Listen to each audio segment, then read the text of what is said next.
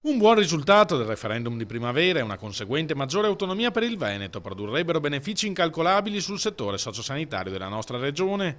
A spiegarlo è l'assessore regionale alla sanità Luca Coletto, che ricorda come ammontino a ben 21 miliardi i soldi delle tasse che ogni anno se ne vanno dal Veneto per non fare più ritorno. Basta fare una semplice considerazione.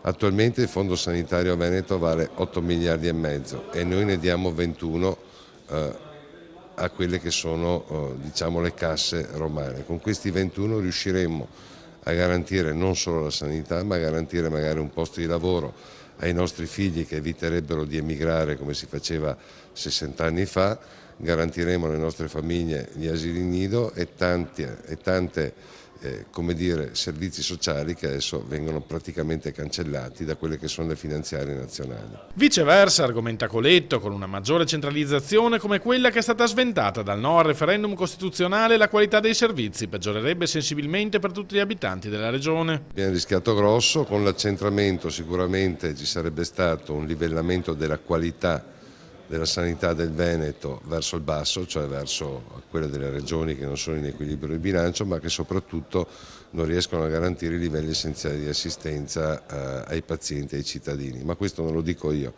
lo dice il Ministero dell'Economia e Finanze, che ogni anno valuta tutte quante le regioni per le chiusure dei bilanci.